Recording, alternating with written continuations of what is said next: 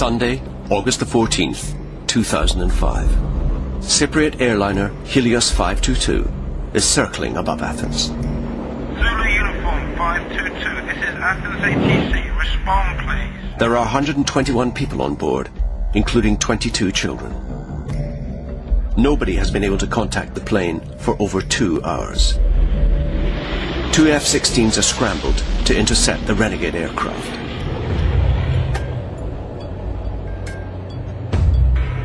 As they approach, the fighter pilots see 2 people struggling inside the cockpit. Could this be a terrorist hijack? Then, dramatically, the plane veers off course and crashes at 400 miles an hour into a hillside north of Athens. Helios 522 is one of the worst air disasters in European history. It is also one of the most mysterious. This is the story of the last few hours of Flight 522, a story that has chilling implications for every air passenger today.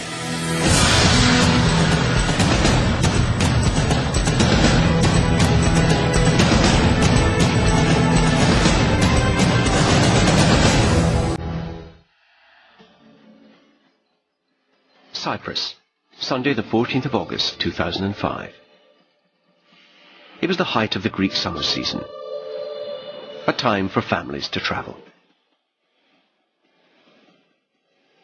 Larnaca airport was packed with holidaymakers and tourists.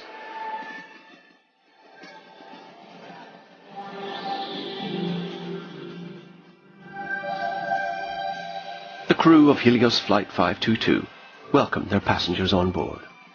There was a holiday mood among them as they settled in for their short flight from Cyprus to Athens. Flying the Boeing 737 were German Captain Hans-Jürgen Merten and his Cypriot co-pilot Pambas Charalambos. Flight 522 took off as scheduled, shortly after 9 in the morning, heading northwest towards Athens.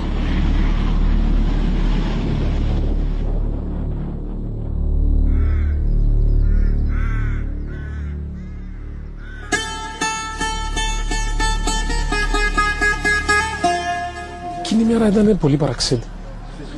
Τα παιδιά μου ήταν πολύ ανήσυχα. Είναι εξαιρετικά ανήσυχα.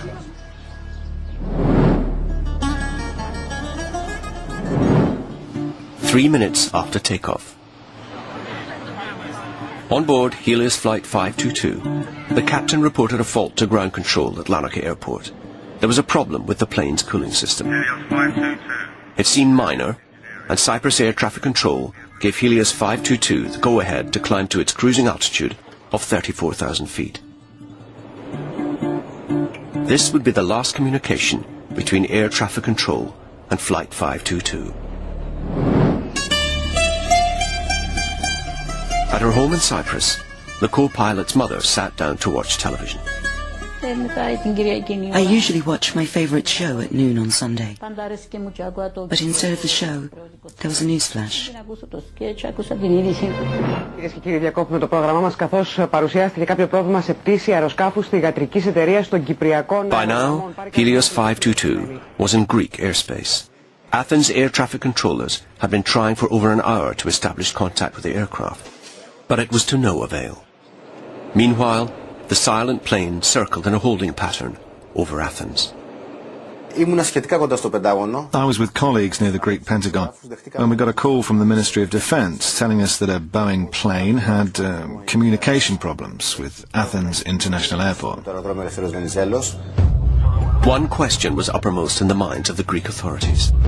Did Athens face a terrorist attack like 9/11? 2 fighter jets were scrambled to intercept what is officially known as a renegade plane.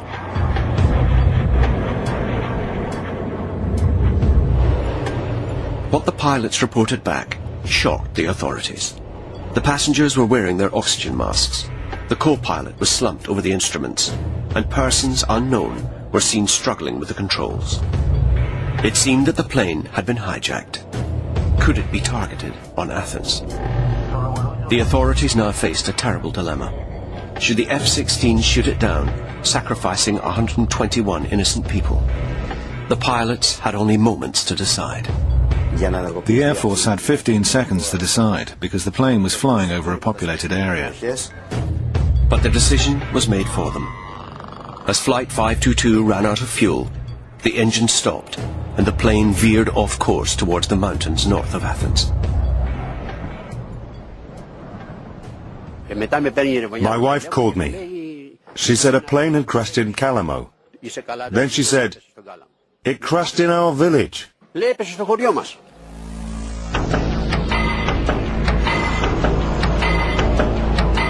News of the accident spread swiftly,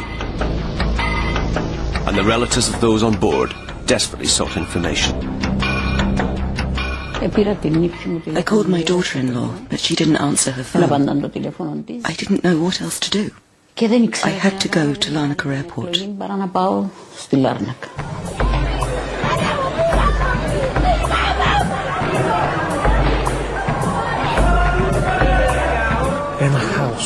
It was chaos, absolute chaos.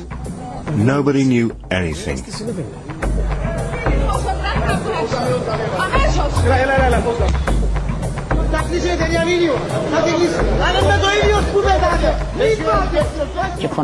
Everyone was shouting. No one assisted us. At the airport, the co-pilot's mother demanded answers. They said, we don't know yet. Nobody knew. When I asked them who was the co-pilot, their reply was apparently the captain was German. I said, I didn't ask you about any German. I asked you about Haralambos. Tell me if he was on the flight.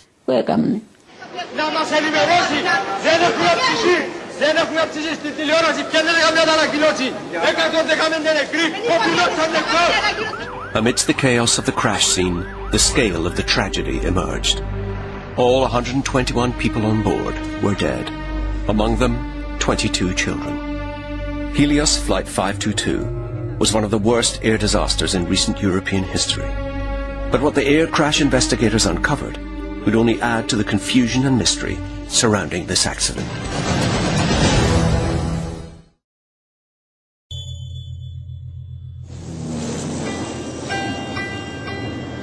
Helios Flight 522 crashed in the mountains north of Athens.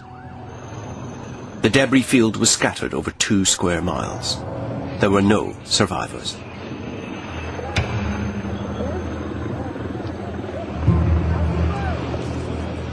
It was the height of the Greek summer. With 40-degree temperatures, the countryside was tinderbox dry.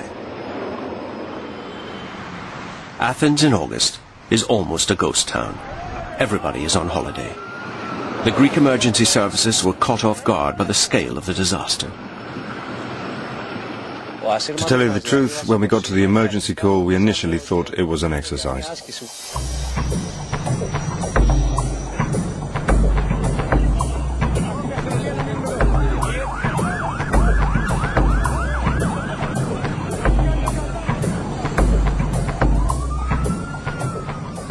You can't compare it. You can't compare it. The atmosphere that day was... There was smoke, there was fire, and there was this smell. The most terrible thing was the smell. It was the smell of death. Those who were there are still finding the experience very difficult to deal with. I got here as quick as I could, and I ran to see if I could save anyone. I couldn't save anyone. I put a child on my back. My clothes got soaked with blood. I didn't care. I just wanted to save someone.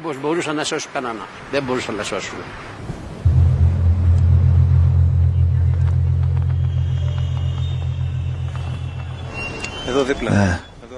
Right there. That's where the mother and the child were.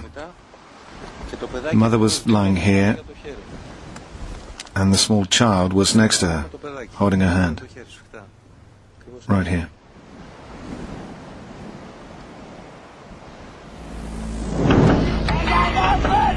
This terrible loss of life shocked the whole world. Distraught relatives demanded answers. Why did Flight 522 crash? Rumours and speculations about the cause of the crash erupted immediately.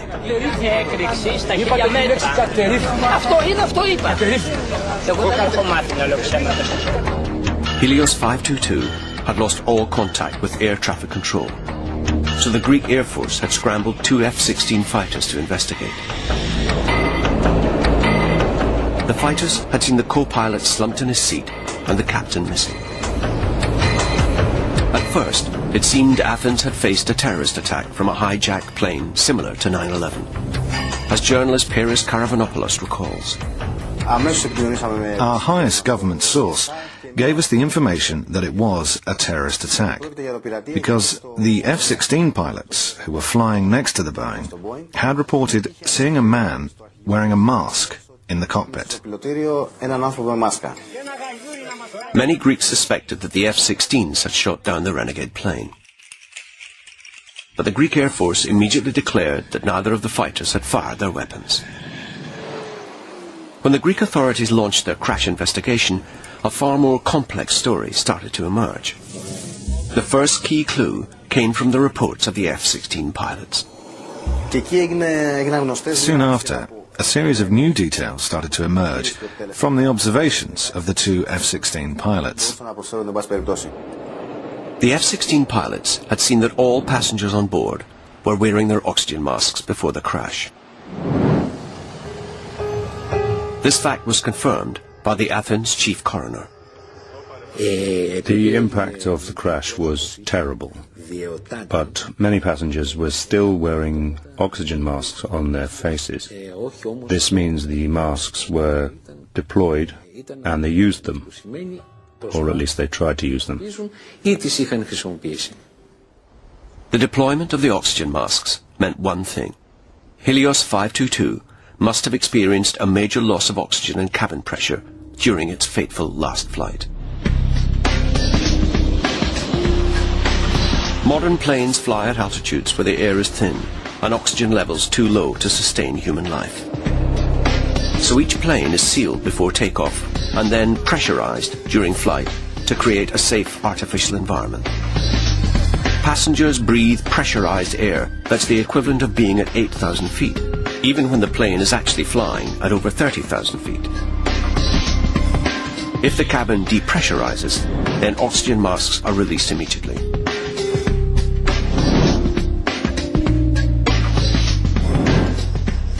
The autopsies of the charred bodies led the coroner to a grisly conclusion. I am certain they didn't die from asphyxiation, because their hearts and lungs were still functioning at the time of death. In other words, none of the passengers died before the crash. The cause of death was now established as the impact from the crash. But that didn't answer the key questions. Why did the Helios plane lose cabin pressure? And why did this cause the plane to crash? Then, a breakthrough. Amid the debris, the flight recorder of Helios 522 was found. It was now possible for the investigators to draw up a basic timeline for the accident. According to the flight recorder, Helios 522 took off as scheduled at 0906 hours. Straight after takeoff, the autopilot was engaged for the preset route to Athens. The plane climbed at 3,000 feet per minute. At 7,000 feet, a warning light was triggered indicating a problem with the cooling system. At 10,000 feet came the next indication of a problem. The flight recorder noted a warning horn in the cockpit. This indicated a loss of cabin pressure. At 14,000 feet, a further alert was triggered and the oxygen masks were deployed. Yet the plane continued its journey, climbing until it reached its cruising altitude of 34,000 feet. There it remained in autopilot for over 2 hours. Then, at 11:50, the autopilot was disengaged and the plane is flown manually. Just minutes later, the aircraft ran out of fuel Both engines stopped, and shortly after 12 o'clock, the plane crashed. It begged the question, with so many alarms and warning lights going off in the cockpit, why did the pilots continue the journey? Was this crash caused by a fatal pilot error? Stories began circulating in the Greek press, blaming the pilot and co-pilot. It was alleged that the co-pilot, Pambos Charalambos, was unhappy, distracted from his duties by personal problems. But this was not how his colleagues remembered him. Pambos was, as we say, a really nice guy. He was a joy to be around, during work and after work. Other news stories queried the pilot's health. It was claimed that the co-pilot had a heart problem, and that this might explain why he seemed unable to function properly. They said on TV that the pilots had problems. Who is going to believe that? He was tested regularly. Pilots have health checkups every 6 months. He had his last test in April and everything was fine. Who are they trying to fool? There were also rumours about the co-pilot's incompetence, but these seem at odds with his professional background. He had almost 2 decades' experience of flying. At one time, he even studied aircraft engineering in England. Planes were his first family, his priority. From an early age, he had a passion for mechanics. He even spent 3 years in Brighton, studying aircraft mechanics. He was waiting for his promotion to become captain. He had accumulated all the necessary hours and day by day he was getting closer to this goal. Whenever you have an accident like this one, and the crew is dead, the blame always falls on the crew. It is the standard answer to all accidents around the world.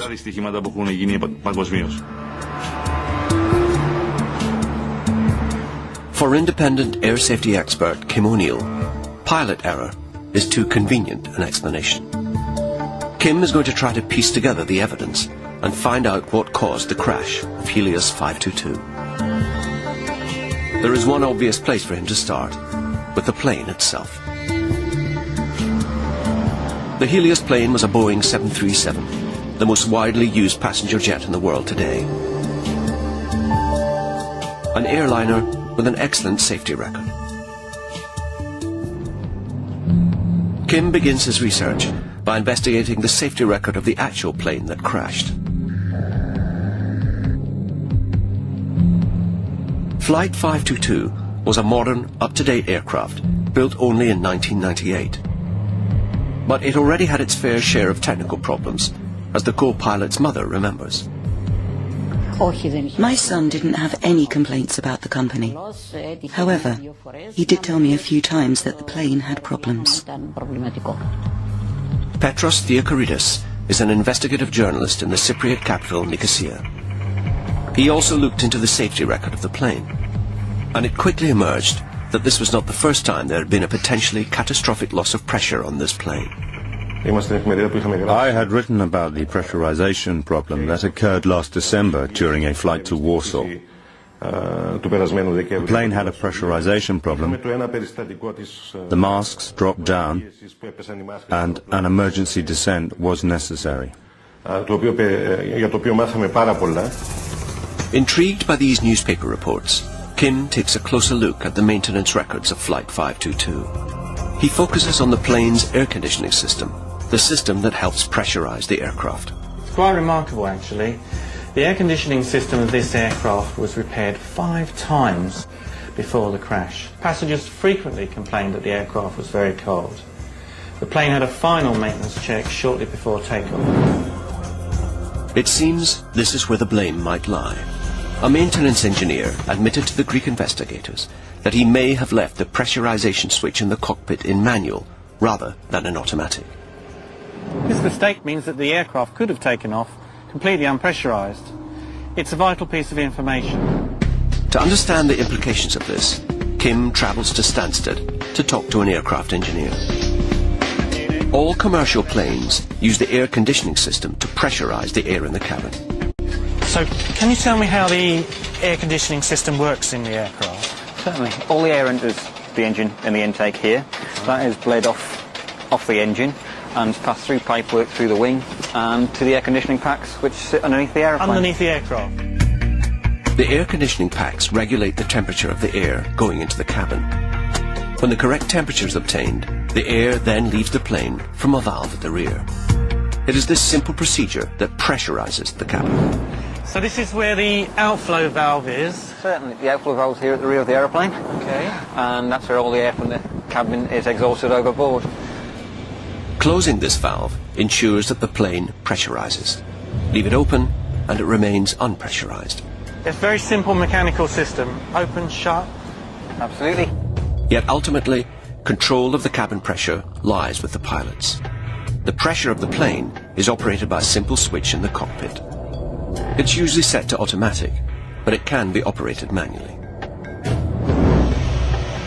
It's the co-pilot's responsibility to monitor the plane's pressure throughout the flight. That's why the switch is located directly in front of him.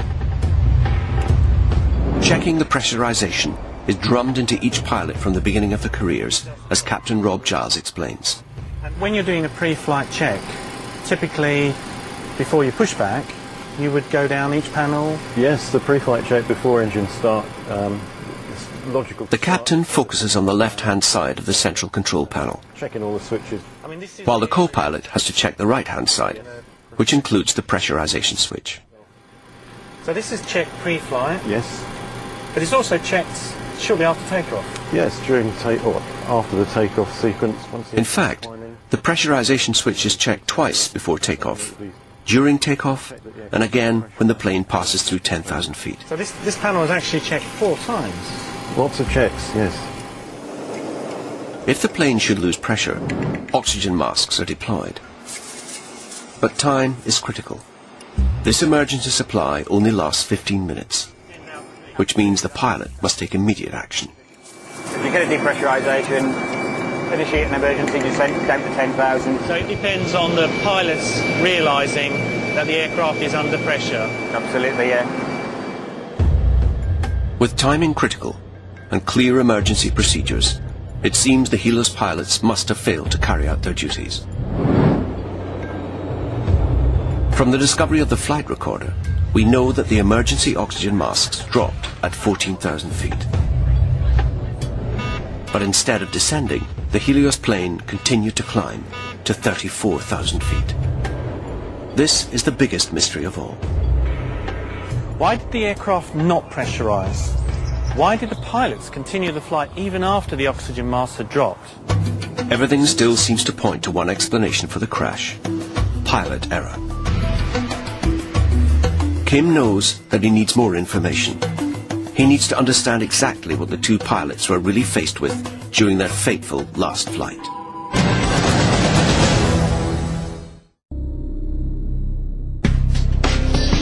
Helios Flight 522 crashed on August the 14th, 2005 in the hills north of Athens. All 121 on board died. It was the worst aviation disaster in Europe for 10 years. The cabin had lost pressure, but the pilots had failed to take emergency action. Now, Greek investigators had to find out why. Aviation expert Kim O'Neill has been conducting his own research into the accident. Both the pilot and the co-pilot of Helios 522 had many years of flying experience. It seems highly unlikely that they failed to notice the warning signals. Kim needs to understand exactly what the pilots were faced with in the cockpit. So he has booked a session in a cockpit simulator. There, to guide him through the complexities, is veteran flight instructor Julian Soddy. The simulator has been set to recreate the exact conditions faced by the pilots on Helios Flight 522. In particular, the aircraft pressure has been left in manual rather than automatic, just as the maintenance engineer admitted to doing before the fatal flight. The simulator should behave in exactly the same way as Helios 522. The simulator takes off, and climbs at 3,000 feet per minute. The aircraft's running itself now. What would the pilots ordinarily be doing at this stage? There's a fair amount of checking to do. Captain Soddy immediately spots a problem. Just look, this is the rate that the cabin's climbing at. Now, you've got another indication here as well, look. That's showing that it's in manual and it shouldn't be there. So this is what these guys would have seen. At this point, inside a real plane, the air would now be getting thinner and the amount of oxygen would be reduced. The inside of the aeroplane is climbing at the same rate as the outside of the airplane. So, you know, we could be sitting in an open cockpit. We've got a master... Around 3 minutes into the flight, Julian and Kim get their first indication that all is not well. A light tells them that the instruments are getting too hot. The plane has a problem with its cooling system. This is crucial, as the pressure is controlled via the cooling system. The evidence from the flight data recorder indicated that the crew of Helios 522 experienced the same warning. In fact, the captain reported this back to the air traffic control in Cyprus. Both agreed that he would contact Helios maintenance directly to report the fault to them. No further action was taken. But the fault with the cooling system is related to a far more serious problem. The plane was losing pressure. Moments later, another warning is activated. It's a loss of airflow from the selected cooling fan. We've just gone through 10,000 feet. And we've got a warning. And we're climbing at 3,000 feet per minute. We've also got that warning horn. Just like the Helios 522, a warning horn goes off at 10,000 feet. This horn alerts the crew to the fact that their plane is not pressurized. We've also got an indication that it's in manual. Now, we know that this horn is solely in the air to do with cabin pressure. I can't believe that two professional pilots would miss something as obvious as this. That's staring them straight in the face. Staring straight in the face. I really don't understand how the Helios pilots could have missed all the obvious signs unless something has seriously distracted them. Perhaps a clue lies in the symptoms the pilots would have experienced, as their brains were starved of oxygen in the unpressurized plane. The symptoms of oxygen starvation were first noticed by Second World War fighter pilots as their planes reached ever higher altitudes. In thinner air, oxygen supply to the brain decreases. At 18,000 feet, the body only receives half of the oxygen it receives at ground level. Pilots were losing their mental and physical abilities, eventually passing out. This deadly condition of oxygen starvation is commonly known as hypoxia. I hate to think about it, but it's actually quite a nice way to die, because all you do is get more and more sleepy, and eventually you just fall asleep. And then if you don't get enough oxygen, eventually you die. To experience the physical effects of hypoxia, Kim travels to RAF Helios to subject himself to a dangerous experiment. A rapid decompression. Squadron leader Simon Chappell trains RAF flight crews on the hidden dangers of hypoxia. One of the most reliable signs of hypoxia is a flushing, a feeling of flushing of the face. Conversely, if you look at the person who is becoming hypoxic, they're actually quite pale. Thereafter, you get some pins and needles in the fingertips, around the lips. You get a dimming of the vision. You lose the ability to be able to see your peripheral vision. The test chamber will simulate the conditions of an unpressurized flight at 25,000 feet. The test subjects will experience the physical effects of lack of oxygen for 4 minutes only. Exceeding this time limit can cause permanent brain damage. This is a deadly environment, and safety is paramount. Climb the chamber to 8,000 feet at 4,000 feet per minute. You had a full lung full of air will be rapidly decompressed. You could burst a lung. So if you breathe in, normally... As you ascend beyond 10,000 feet and up to 15,000 feet, you'd become reasonably breathless, even with only moderate exertion. At 15,000 feet, 1/4 of your memory is gone. So you've got a 25% reduction in the ability to remember things which you've previously learned. So in an aviation environment, it could be catastrophic. Stand by for rapid decompression. In 5, 4, 3, 2, 1, now. Timing. Might have to lift. You might have to lift the mask off your face slightly. 5 seconds. If you can feel the gas expand. Okay, 1 and 2, drop the oxygen mask now for me. To demonstrate the effects of oxygen starvation, Kim is given a simple children's puzzle to complete. Okay, Kim, what I'd like you to do is have a go at this puzzle. Empty it first and then carry on. What do you notice about the atmosphere in here? It's warmer. It feels humid. It feels humid. Does the air feel any different to breathe? Absolutely not. It feels exactly the same. Just slightly warmer, more humidity. One of the most dangerous aspects of hypoxia is that when you're exposed to an atmosphere, a hypoxic atmosphere, like an unpressurized aeroplane, the air doesn't feel any different to breathe. You breathe it in and it feels completely normal. And this is one of the most distressing things about hypoxia. It's a quiet harbinger of death. How are you feeling? A bit woozy. A bit woozy already? Yeah, only 1 minute in and yet you're feeling woozy. I've had a couple of drinks. Like you feel a bit drunk? That's the best way to describe it, is like being drunk, or perhaps the beginning of a heavy head cold, or just extreme fatigue. How many minutes have you both been off oxygen now? Actually, I'm not really sure how long. 2 minutes 30. There's a big clue. 2 minutes 30. Your attention and your vision starts to cone down into one area, and you find it very difficult to focus outside of what's immediately under your nose. So I should imagine that if there was a lot going on, it'd be very difficult to prioritise tasks. It's absolutely possible that an individual will become fixated on one task. We've seen it time and time again in our chambers. 3 minutes into the test, and Kim is noticeably slowing down. Simple tasks are already beyond him.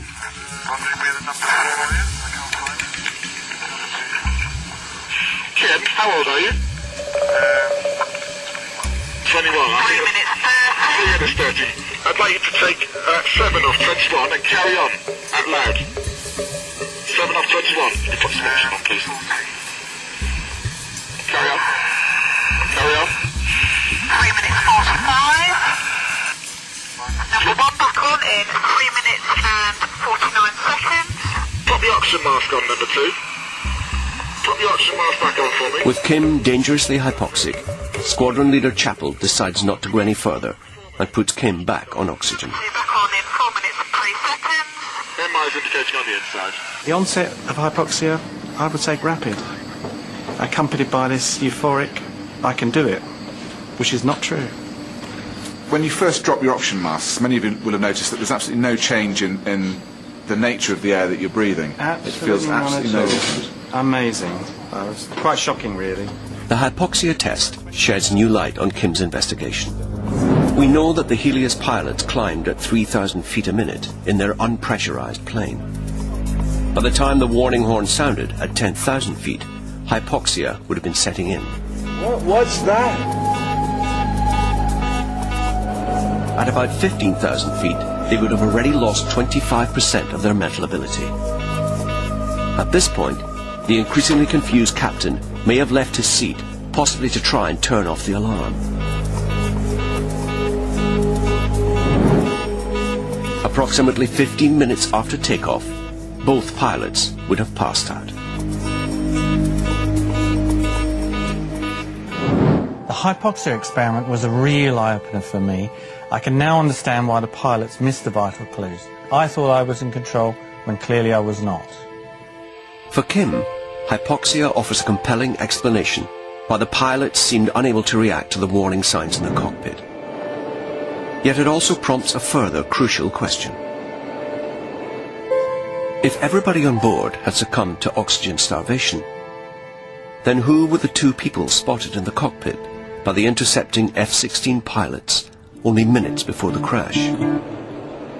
How did they manage to avoid the hypoxia which had overcome the pilots? Who were they, and who, in particular, was the person seen wrestling with the controls?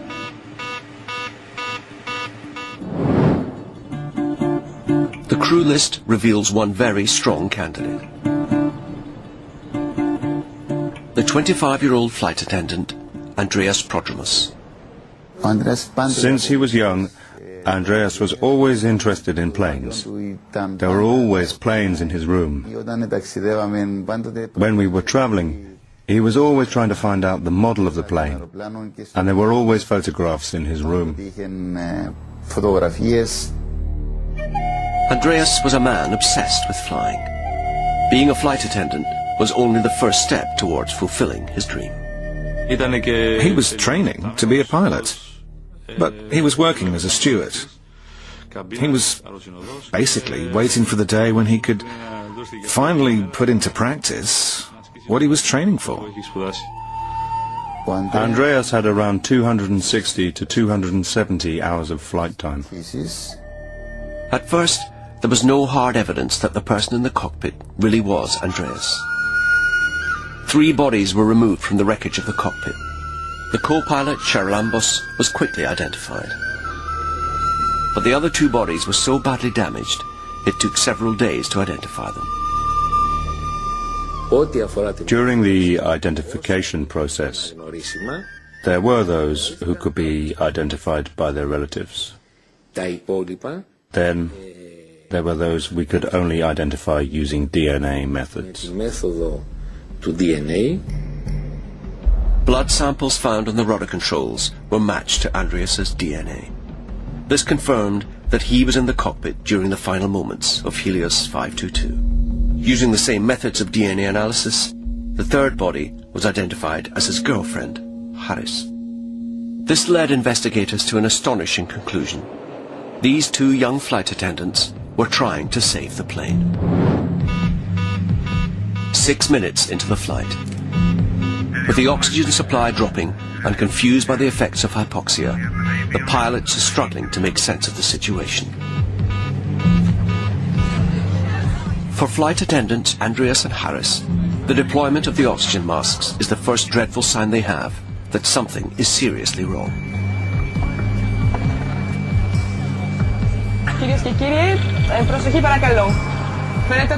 The chief purser takes off her mask to reassure the passengers that all is well. She then tries to contact the flight deck, to no avail.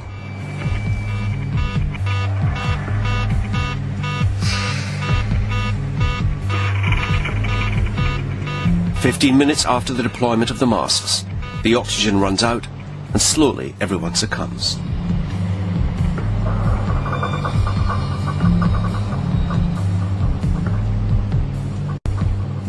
At some point, Andreas must have fitted himself and Haris with portable oxygen.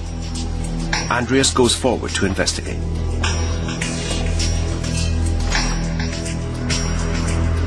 He finds all the passengers and his colleagues unconscious.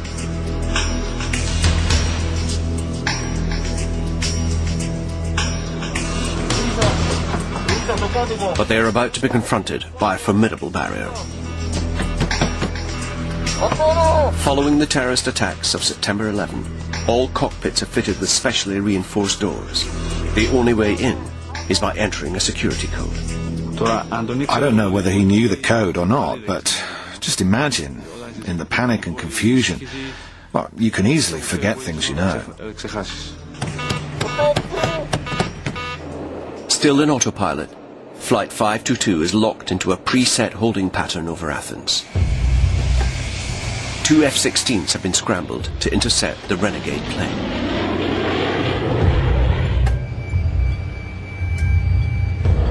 As the 2 fighter jets approach, Andreas and Haris finally gain access to the cockpit. How, we may never know.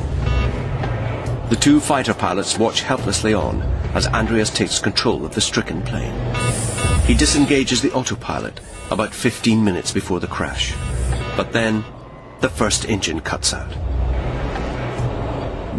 He always used to say to me that planes don't fall from the sky, but when the pilots are cool-headed, nobody gets hurt. And even when it's lost its engines, it can land. But time is running out for Helios 522. With the fuel exhausted, the second engine cuts out.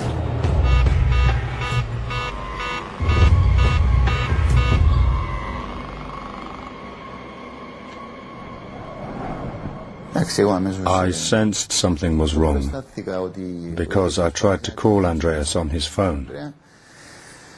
He didn't answer me. So, obviously, I'm his dad. I sensed something was wrong.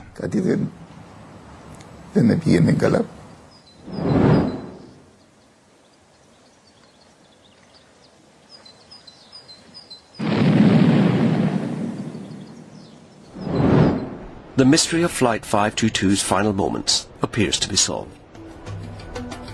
But for Kim, one question remains, and it's the biggest of all. Pilots also check for problems with pressurization before the flight takes off. When the aircraft was on the ground, why did the pilots not realise something was wrong? If Helios 522 had a problem with the cabin pressurization system, why did the pilots not notice it during their many pre-flight checks? It leads Kim to a disturbing question. The plane was a Boeing 737, an aircraft in service with almost every airline in the world. Could this plane have a catastrophic design fault? Helios Flight 522 is one of the most mysterious crashes in aviation history. It seems the plane took off with a faulty pressure setup. The pilots failed to act on the warning signals as they succumbed to hypoxia, starvation of oxygen to the brain. But for air safety expert Kim O'Neill, that's only part of the answer. It fails to explain how two experienced pilots could have missed the faulty setup before takeoff. To find the answer, Kim decides to investigate previous depressurization incidents on board Boeing 737s. He makes an alarming discovery. I found an incident from 2003 in which a Boeing 737 suffered a complete pressurization system failure. Everything seems to have gone wrong. The aircraft was flying between Marseille and London Gatwick in May 2003. At 34,000 feet, the plane suddenly lost pressure. This problem was detected in time by the pilots, and the aircraft was safely landed. But it emerged that the loss of pressure was caused by a burnt wire. This wire is crucial as it connects the pressure switch in the cockpit with the outflow valve. If this valve is open, the plane depressurizes. Investigators later established that the main wire and the backup run through the same loom. In other words, if one wire fails, they both do. This is totally contrary to safe design practices. Backup systems should always be routed away from primary systems. Helios employees reported a burning smell on Flight 522 only days before the crash. But it seems that no further investigation was made at the time. As Kim investigates the 2003 incident further, he makes another shocking discovery. Even though the plane had lost pressure, all the instruments in the cockpit still looked normal. There was no indication that the pilots had a problem. If this happened to the Helios pilots, then this would explain why they missed the warning signs. Throughout all the pre-flight and takeoff checks, the Helios cockpit would have appeared fine. On the ground, everything looks normal to the pilots. In the air, when the alarms go off, the flight deck still looks normal. And then hypoxia sets in. Starved of oxygen, the pilots would have then become increasingly confused about the conflicting messages their instruments were giving them. This could explain why they did not descend in time to a safe altitude to avoid hypoxia. This wiring problem with the 737 was highlighted in a report by the Air Accidents Investigation Branch. The AAIB recommended to Boeing in 2003 that the main and backup wires should be reinforced and separated across all their 737s in service. So far, Boeing has not responded to these safety recommendations. Kim's discovery highlights a potentially fatal design flaw, which could explain the Helios crash. It also raises enormous questions about the safety of all Boeing 737s flying today. Every 5 seconds, a Boeing 737 takes off somewhere around the world. There are over 4,000 in service.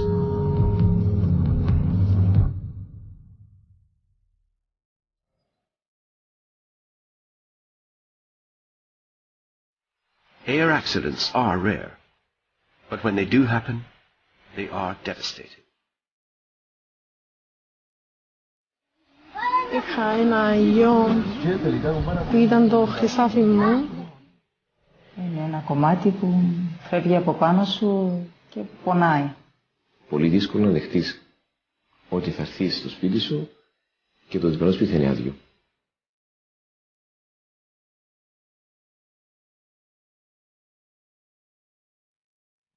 Απλώς μια δικαίωση. I just want justice in memory of those we have lost. Αυτό που χάθηκαν. Nothing else.